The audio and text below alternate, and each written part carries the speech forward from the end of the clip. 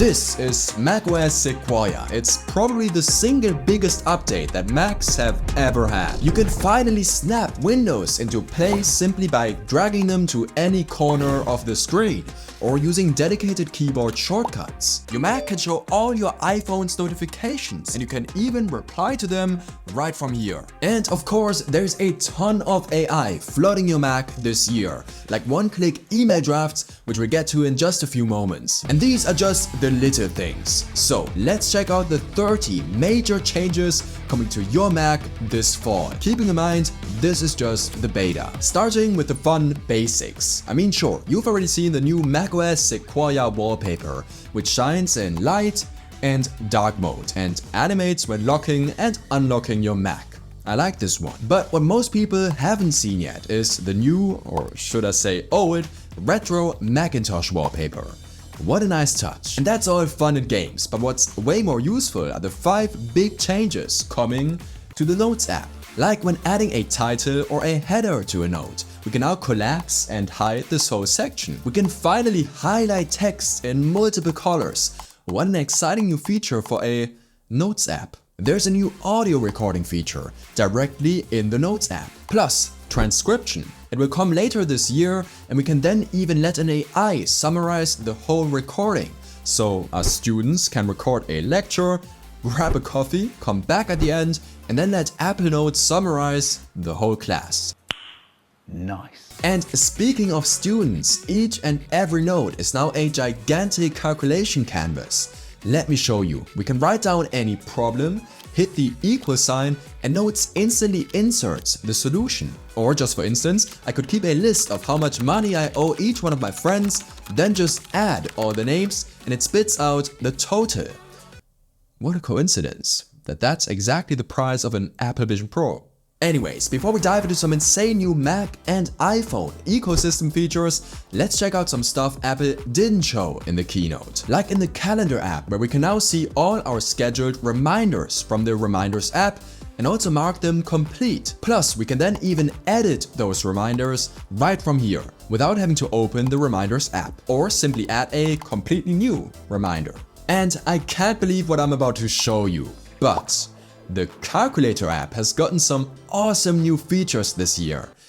Okay, who am I kidding? But you can now switch between basic, scientific, or programmer calculator. Plus, there's a new convert calculator, so we can choose from stuff like units, currencies, lengths, and even time zones, and then convert between any of those. But that's still basic stuff. Stay with me because it's about to get really interesting. Because the new so-called iPhone mirroring app is probably the single biggest headline feature of macOS 15. Excluding the AI stuff of course, which we get to later. And I dare to say, this is also my favorite new feature, providing it works as promised. It does way more than just mirror your iPhone. You can fully control it and all its apps with your mouse and keyboard, even if it's locked and in another room or your bag. Plus, and this is just insane, drag and drop.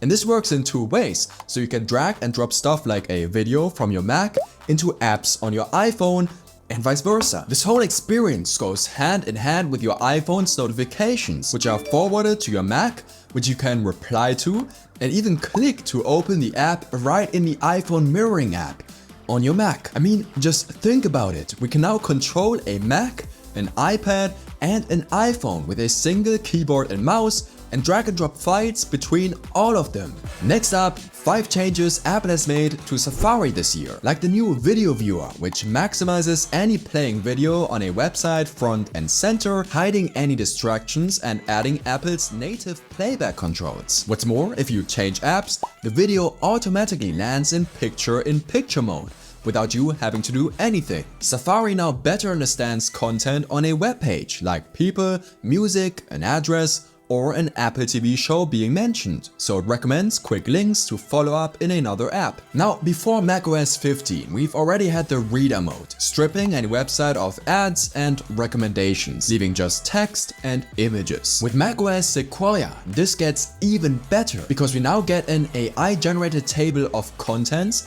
plus an AI summary of the website.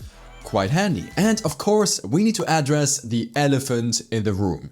Generative AI is... Wait a sec, before we talk about the fancy pants AI features, by the way, coming just to Apple Silicon Macs, we need to check out something way cooler.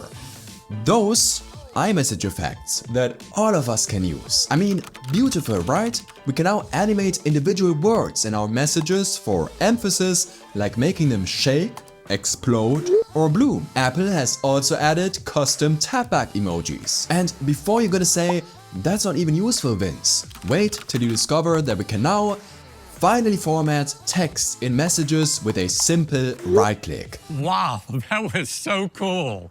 But what's actually quite cool is that we can now schedule messages to send later.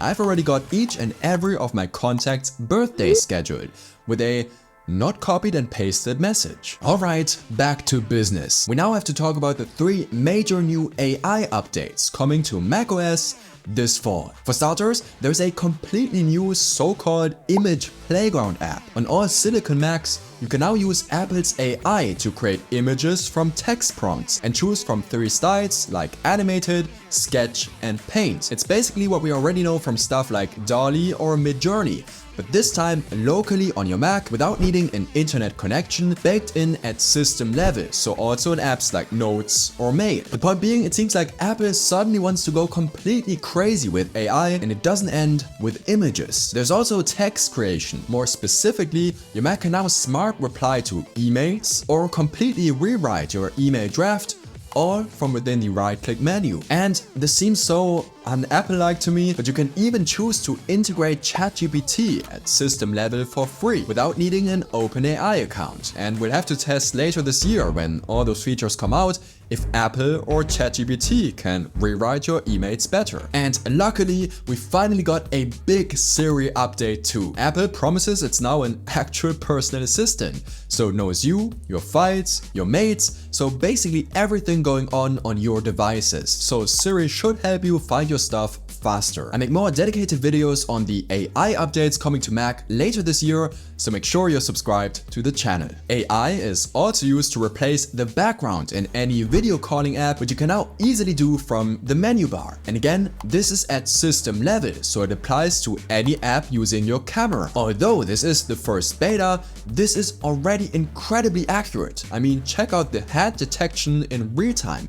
This is bites ahead of what Zoom and Teams can do up to date. But to be completely honest, more so than any of those fun and shiny new features, I'm super happy about the new Passwords app. It moves all passwords from settings to its dedicated space, or you can easily import your passwords from any other app and have all your passwords, passkeys, authentication codes, security recommendations, and even Wi-Fi passwords neatly sorted into their categories. Plus, we'll get the new Passwords app on all Apple devices and can even access it on Windows through the iCloud website. And check this out, you can use AI to identify songs playing on your Mac, or one-click select and remove the background of any image. Well, actually, those are 2 AI features you can already use on your Mac right now without any software update. And in this video, I will show you where to find those plus 35 hidden macOS features. Alright, I will see you there. Thank you so much for watching and have an absolutely incredible day.